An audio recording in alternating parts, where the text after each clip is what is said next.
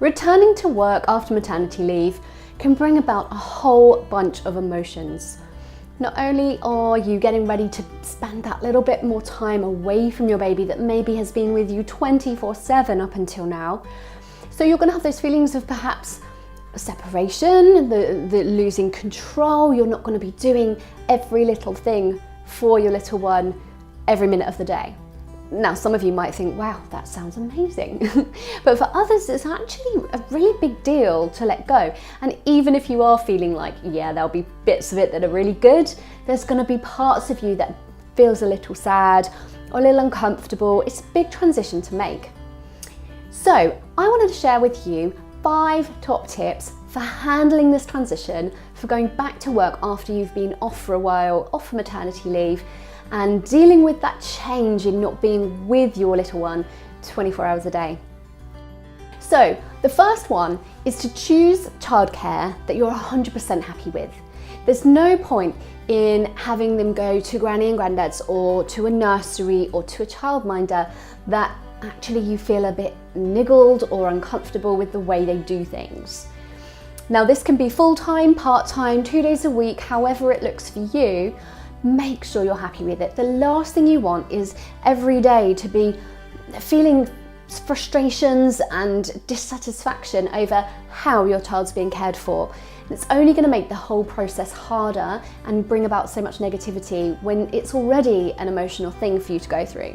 So make sure you are 100% happy and don't worry about the offending somebody. If a family member offers help, say that's really great, and I would love to call upon you at certain times, but I actually feel my child would be better if they're around other children, for instance. Or, you know, if you can find a tactful way to let somebody down if you feel that, you know, it's them that wants to take care of your child more than you're happy with it.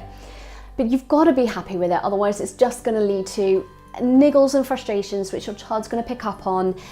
It's just not the way to go. So be 100% happy with who is taking care of your child and how they're going to do that. Which leads me on to my second tip.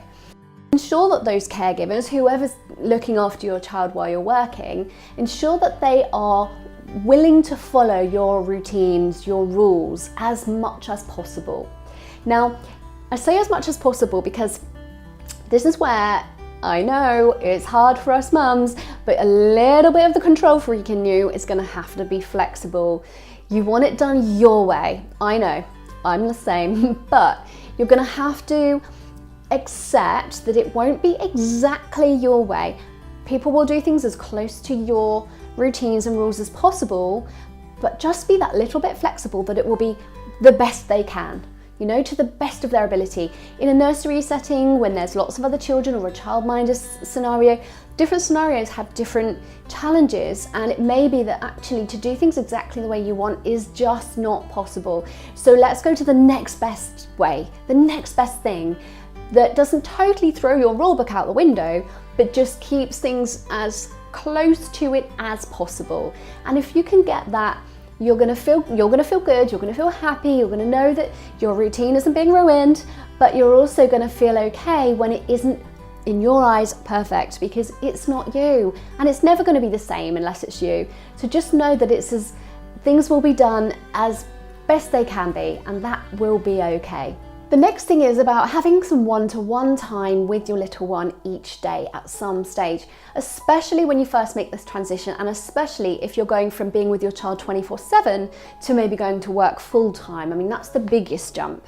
But in any situation, even if it's just for 2 days a week at nursery, whatever it is, try to have some focused one-to-one time, whether that's a story time, engaged play, a bit of time. It doesn't need to be ages, even if it's 15 minutes, 20 minutes long, where you are so present, 100% totally focused and engaged in whatever your little one is doing, whether they're playing, chatting to you, telling you about their day, exploring something.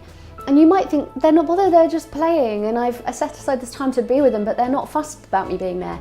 Be available in that case, be available. Sit down there on the floor, comment on what they're doing, smile at them, grab some eye contact wherever you can.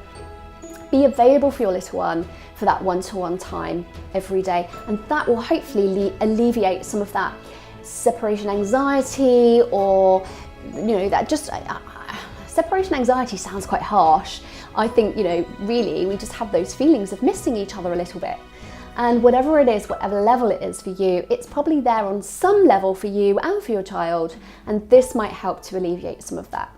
Number 4 for you is to avoid late bedtimes. Whenever you have a big change like this, and it is a big change, even if they're just going to granny's twice a week. So whatever that change may be, you're going back to work, and that's a big change in your child's life. Whether it particularly impacts them in a big way or not, it's still a big change. So avoiding late bedtimes is a great way to avoid overtiredness. And we all know, if you've watched my show for a while, that overtiredness is usually the root cause of most sleep problems, and then, behavioral problems and so on. So by making sure you're avoiding late bedtimes can really help. And the reason why I think this is really relevant with the going back to work piece is quite often going back to work includes a shift in routine, and it does sometimes mean that parents are having to pick up little ones from nursery a bit later. They get home by the time they eat and bath, it's all a bit of a rush, and before you know it, bedtime's just got so late and the child's an overtired wreck. So really try and create some sort of strategy that makes this run smoothly. If picking them up earlier so you can have that time, that wind down and bedtime can be on time, if that's possible, then do that. That would be great. If it's really not, and if you're like, I don't finish work until 6, nor does my husband, there's no way we can be home. If there are absolute obstacles, there isn't somebody that can take them home and start preparing bedtime, think of everything, literally think of everything. And if somebody else offers help, take it. If there's any way they can just be a bit further along the process and ready, then brilliant. If you're doing a late pickup from nursery, if you're one of those parents that has to pick up their child at that last minute when nursery's closing, you can always say quite politely, is there any chance you'd be able to get them into their pajamas? Or, things like that. What can you prep at home? What can you have ready just to make it faster? What can you meal prep to have ready to make things smoother when you get home, so that you can just move through that process, not in a rush or a flurry, but just more swiftly, so that bedtime just does not creep back and later and later and later. And my 5th tip for you is, and this is a bit of a mindset one, don't overcompensate because of your mum guilt. We all have mum guilt. There's no secret, and anyone who says they don't, I think they're lying. We all have some mum guilt in there for whatever reason. And don't think that just because you're back at work, you've in some way done something bad for your child. Don't think because your child was sad for 10 minutes at nursery today that that's all your fault and you've got to desperately make up for it, and therefore you're going to have them sleep in your bed tonight. Do you see what I'm saying? So rather than let your own inner feelings of mum guilt, which are yours, not your child's, and they're not thinking what you're thinking, they're not pointing the finger at you and blaming you for anything, it's you that's doing that.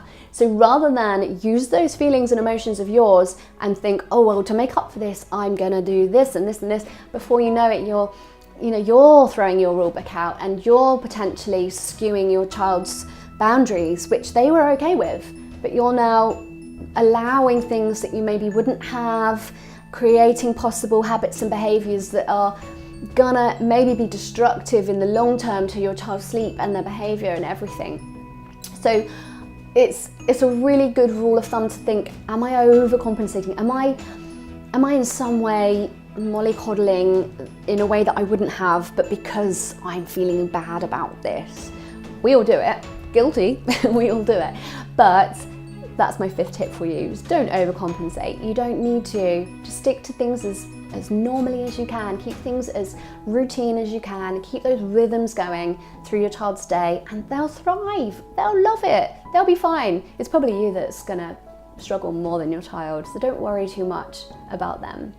I hope this helps with your returning to work scenario, and enjoy, because it's important to have that time for you and something that's about you and for you, because you are more than just mum.